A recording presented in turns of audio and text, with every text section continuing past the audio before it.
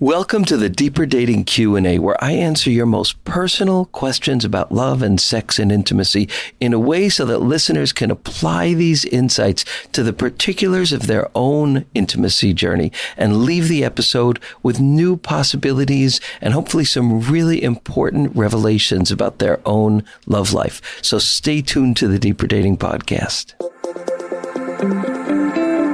If you've ever been disillusioned, disappointed, or discouraged in your search for love, and you know there has to be a better way to find the healthy, soul-filling love you've always longed for, then you've discovered the podcast for you.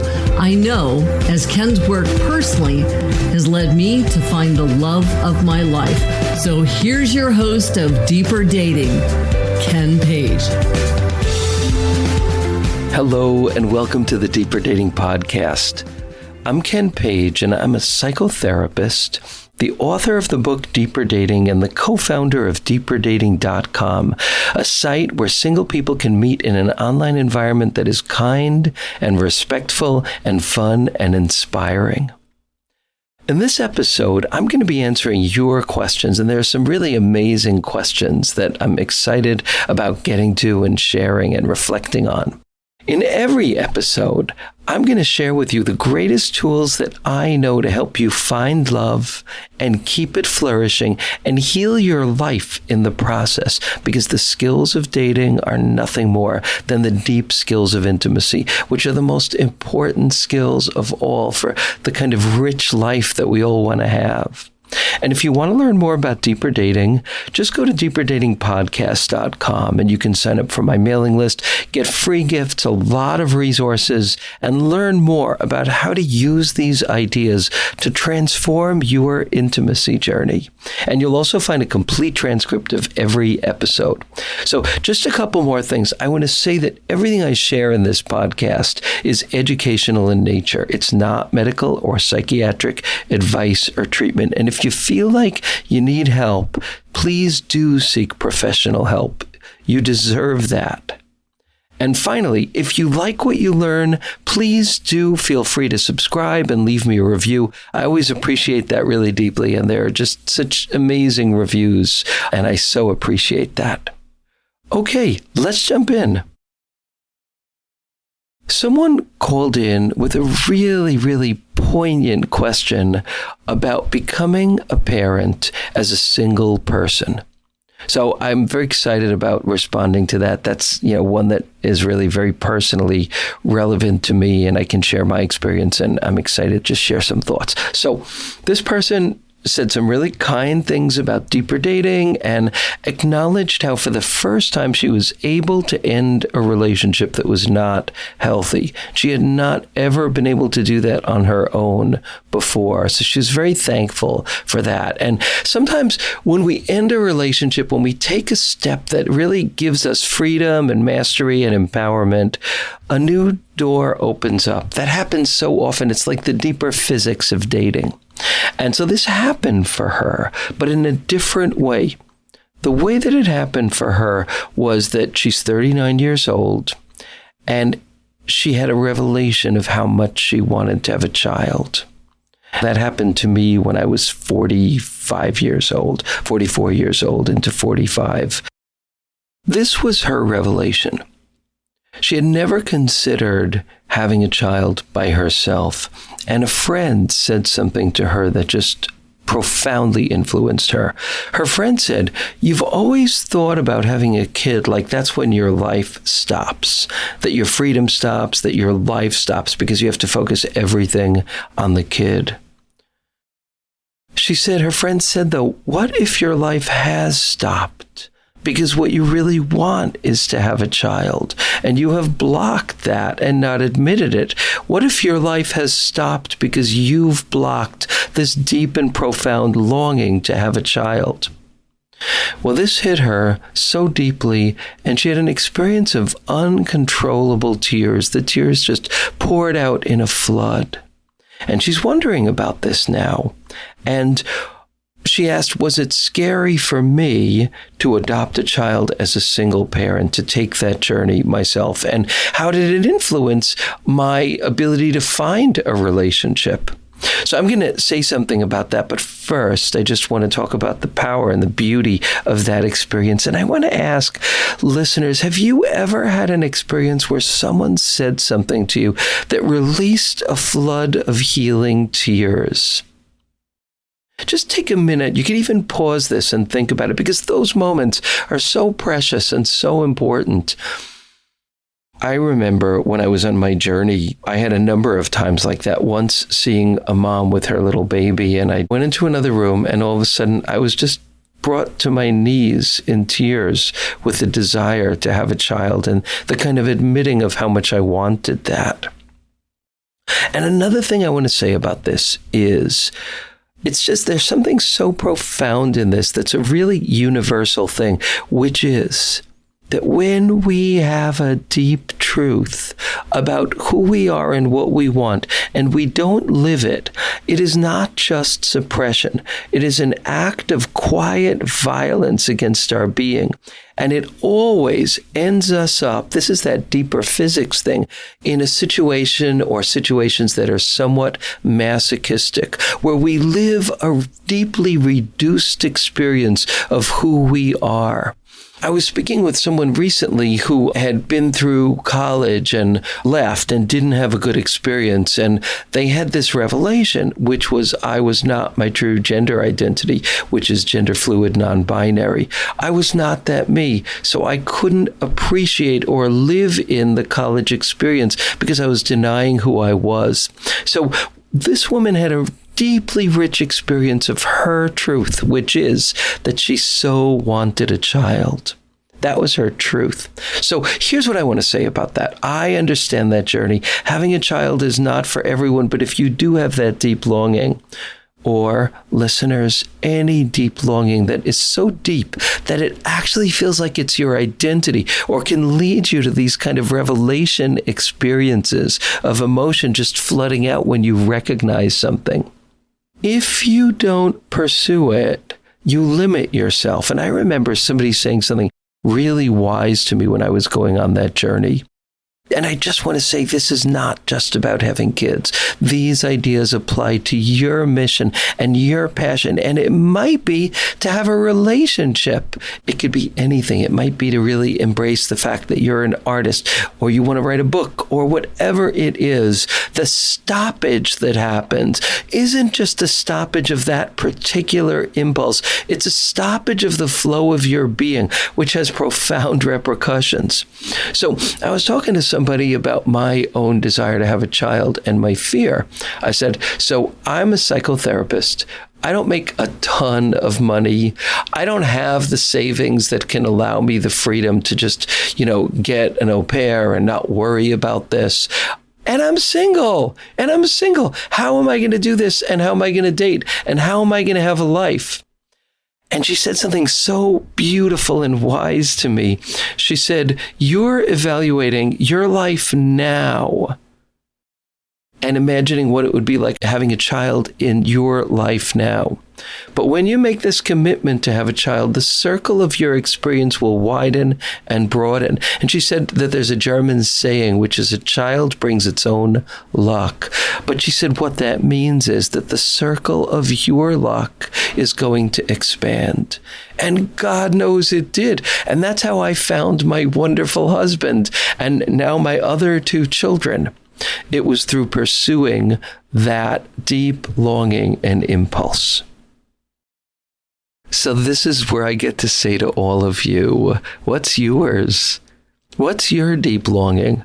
What have been those moments that you got kind of like hit with a longing that almost felt torrential or powerful or profound? Or maybe not like that, but just in some simple and steady way really identifies who you are. That is your soul, and you will widen the circle of your luck by embracing that, because you'll widen the love in your life, because you'll be living love, and in this case, love of self and love of your mission.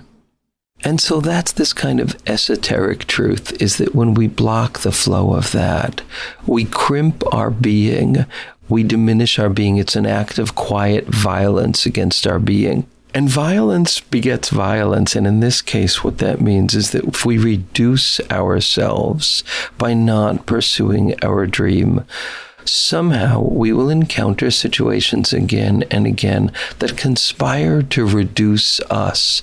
And as Jung said, it's going to feel like fate. But what it really is the shadow of the dreams that we are not embracing. Okay, so moving on. Next, someone else spoke about being in her 60s and dating, and what she finds is that guys keep just wanting to be friends.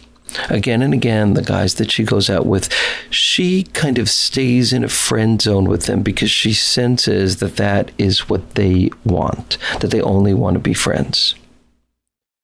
Then she was speaking about one guy that she had gone out with for a really long time and is still connected to, that has landed kind of solidly in that friend zone.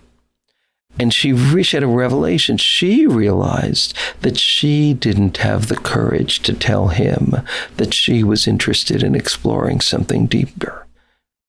She said it just made her feel so vulnerable, and she acknowledged that she just didn't feel like she had the courage to do it.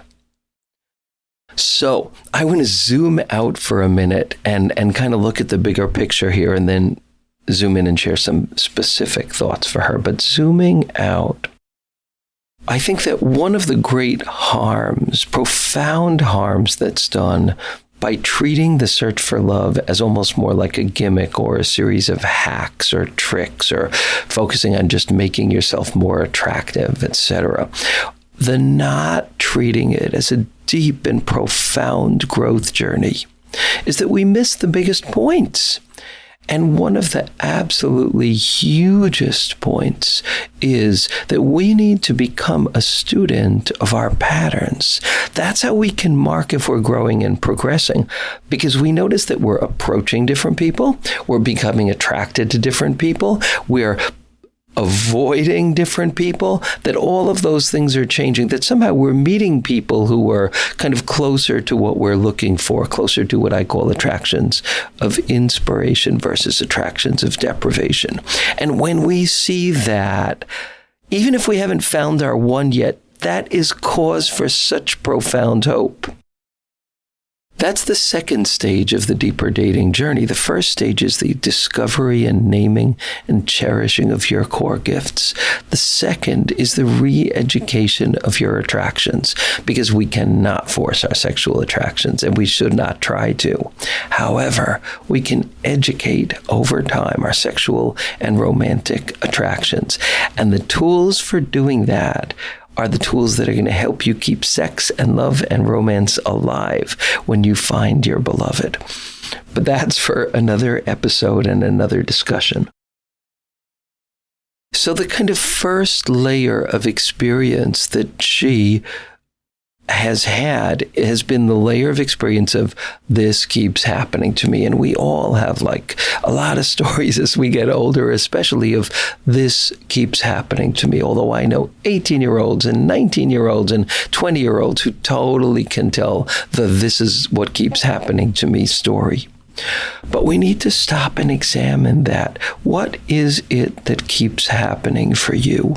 Because whatever that is, there's so much to be learned from that. Not just what to stay away from, but also if anything keeps happening again and again, it's a deeper and richer statement about the parts of ourselves that we have not learned to honor, dignify, and have wiser custody over. The two link. The places where we don't love ourselves are connected in very rich and sometimes complex, sometimes simple ways to the kind of people that we're sexually and romantically attracted to. This is a rich and amazing thing that all of us should learn to understand. And in my book, in my courses, and all of my work, I teach that in really clear, structured ways, which is something I'm very, very passionate about. Anyway, so she reached the point where she had this first story of this always is what keeps happening to me, which is guys keep just wanting to be my friend. But then in reflecting in a deeper way, she realizes that there's something deeper here, which is that she is afraid of sharing the part of herself that wants to depend, that wants to need, that wants to lean in, that wants to be held, that wants to say yes to a deeper committed relationship. And this is gold. When we can see how we're afraid of intimacy and playing that out, we have gold. That's where we need to get help. That's where we need to get support at exactly that juncture, because that juncture is gold. It might knock us to our knees. That's saying that the truth will set you free, but first it'll make you miserable. Yeah, that's true. But she's got it. She's got it. And what that is that she is not having the courage to own her deep longing for intimacy and connectedness, which is her treasure. This is your treasure. So what do you do about it? First, you validate yourself for seeing it. And I want to ask every listener here to take a minute now. What is your "this always happens to me" kind of story? You know the truth of that piece of it. What might be the deeper truth of what you are afraid to reveal or honor or cherish? You might not have an answer yet, but then another way to ask that question is, what does your wiser self have to say to you about what you are not doing in your search for love? Is there any piece of wisdom, something your friends have told you, something you know that you're kind of preferring to avoid, but it's like really a big deal and really important? I had a friend who said to me once, I've talked about this before, but she said to me, after my being single for decades and decades and really upset about it and wanting a partner, she said, "Ken, I know why you don't have a partner, and you kind of know why too." And I said, "Please educate me, because no, I don't." And she said, "You're always going to the bars, you're always going to the clubs, you are going to look for people in those environments, but not in places with people who share your values." And I proceeded to ignore that with great passion for about 8 to 10 more years. And then finally kind of was brought to my knees and said, "Yeah, that's true. And that's what I need to do." Anyway, so what I want to say to you, you're feeling like you don't have the courage. So when we feel like we don't have the courage for something, there is a simple response to that. We do the internal processes to build courage, yes, but we don't bank on those. We don't count on those. We almost give up on those, trying to pull ourselves up by our bootstraps. And we look for connection and support. I promise you, you will be able to take that next step infinitely better if you have friends or a coach or a therapist or a group or a combination thereof of people who can support you in this terrifying experience of saying, "This is who I really am and this is what I want." And the liberation that you will experience with that will not only impact your relationship with this person, it will impact your life, because like the last piece I talked about, that holding back of who you are, which is this precious quality of longing for a deeper connection, when you hold that back, you hold you back, and everything there gets crimped and stuck and blocked as a result. So terrifying, yes. Thrilling, absolutely. Don't try to do it alone. And I want to say this to each one of you as well. If there's a pattern that you want to change or break, don't try to do it alone, because your life will not expand in the way that it needs to. It is an incredible truth how interdependent we are. It is wiser to give up on trying to pull yourself up by your bootstraps. It is truly wiser. And get help, because time is precious. And I can pretty much promise you that you will speed your journey so much more beautifully with the proper support. So everybody who's listening, take a moment to just think about where that might apply to you in your precious, precious life and intimacy journey. So for the next few Q&As, I'm going to go a lot quicker because I'm kind of backed up in the Q&As. But please keep sending them to me. I love them and I adore them and I get to them little by little. The next ones I'm going to do a little bit quicker. Someone called into the Ask Ken section of my Deeper Dating podcast website, which is how you can leave your questions. I had a number of people that responded after my podcast episode about chemistry. And she said that there was a guy that she went out with and they had good sex. They had a beautiful connection. He was a lovely guy. But she ultimately, in that process of dating, went back to someone who was a toxic, intense roller coaster relationship. She was heartbroken for that person and she ended this relationship. Then she listened to my chemistry podcast and she asked me, if I look at this guy with new eyes, is there a chance that I could fall in love with him? And I want to respond to that. Those white-hot, crazy attractions of deprivation grab us, and they grab us in a really vulnerable place. They grab us in all the places where we feel like we're not worthy of being loved, and we finally are almost getting loved by someone who also can see the ways that we're not worthy of being loved, but will choose to love us anyway. That's the construct, and that's the unbelievable excitement of these people. Our psyche wants to go back to the scene of the original crimes and finally be loved right. So it's white hot, it's intense, but what it doesn't have is that place of deep peace. And I say this all the time, and I'll say it again.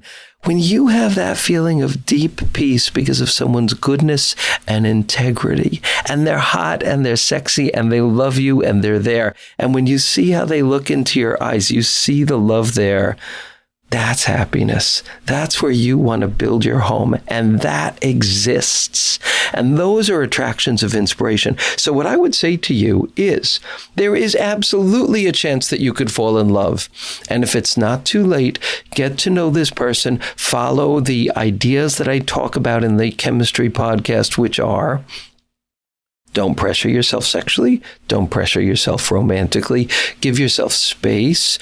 Enjoy the person. Kind of let yourself fetishize the personality and sexual and physical things that you like about them. Let yourself taste those, reflect on them. Let yourself fantasize about sex with this person. Let yourself fantasize about enjoyable times with this person. Use these tools to grow eros, which is what you're going to do in a long-term relationship anyway. It's fun and it's a beautiful thing to do, and it's a tool that we all need. So do that. Soften your focus, get to know this guy if it's still a possibility. But here's what I would say. Who knows if that kind of extra spark that you felt was missing will come. And if it doesn't come, you will know. If it comes and goes, then you know that this is worth pursuing and exploring. What happens when it comes? What happens when it goes? And if it comes in a strong way, which it really might, that's a glorious thing. Okay, I'm trying to move a little more quickly, so I'm going to move to the next one now, which is just kind of so fascinating. It's the mirror image. It's someone who also has spoken about how much she has kind of loved this content and how it has helped her and changed her. And she said, I was with someone who saw me as what I call an attraction of inspiration. But he went back to a toxic roller coaster relationship, and she suspects that it's the wave of distancing, which is when someone's available and decent and kind, and all of a sudden we lose interest in them and we kind of start devaluing them in our head, or all of a sudden we start remembering this hot, unhealthy relationship and we want to go back there. This is such a deep human tendency that we have not been instructed about. And she said she feels compelled to share what she has learned from deeper dating, this concept of the wave, which I think is the single biggest saboteur of healthy new love. She wondered, should I speak to this guy? Should I tell him what I've learned? And I would say, sure. You can kind of offer one of my Psychology Today articles or the podcast episode or any of those things where I talk about the wave and say, I just wonder what you think about this, and might this have been something that has been true for us. And then that's really all you can do. If there's continued dialogue, then that's great. But you can certainly offer that. I just feel like absolutely, why not? But realize that this person is in the throes of an avoidance of intimacy, quite possibly, and also quite possibly a romantic obsession. And those are powerful things, like any addiction, that we don't have as much control over as we'd like to. But I say, sure, why not plant the seed? And the last question for today is somebody who thanked me also for this work and said that his main learning has been a deeper learning to love himself. But here is his question. The concept of attractions of deprivation and inspiration, and you can find those in earlier episodes. I talk about two circuitries of attraction, attractions of inspiration, where attraction and eros grows because of a person's goodness, availability, integrity, and love and caring for us, combined with the fact that they have to be sexy and attractive to us. Or an attraction of deprivation, which is where we kind of are chasing love. So what he asked me was, can there be elements of deprivation in an attraction of inspiration? To which I say, absolutely 100% yes. This is so infinitely not black and white. We're human and we're all filled with holes and gaps and triggers and traumas. But the question is something essentially so? Is someone committed to curating a life where they are essentially decent and honest and integrity-based? Do they have an unstabilized, serious psychiatric condition that they're not working on? Do they have an active, serious addiction? These are all things that can help you decide if overall this is something that is safe to pursue. But within that, Harville Hendricks says this really beautifully. He says, we come to a point in our intimate relationship, often years in, where the thing we most need from our partner is the thing that they're least able to give us. And that's not the end of love. That's the beginning of conscious, deeper love, because you build bridges together and you work on that together. So absolutely. But the question is, over time, is there an essential, basic sense of trust in the person's goodness and integrity and availability and decency and all of those basic things? And if that is there, then you work on that other stuff. And that's hard and difficult and ongoing and stressful and also wonderful, but that's the work. The thing is, you want somebody who is able and willing to do that work with you and cares and is committed enough to do it. So that's my kind of answer on that. Thank you all for listening. I look forward to connecting with you on the next episode of the Deeper Dating Podcast. And you might even just want to take a minute now and just ask yourself, what touched you most in this? What's a message in this episode that touches you and matters and that you want to carry forward in your own life? Thank you all so much. Have a great day. And that's it for today's episode of Deeper Dating. Be sure to go to deeperdatingpodcast.com, as Ken has a few more gifts for you. Then join us on the next episode.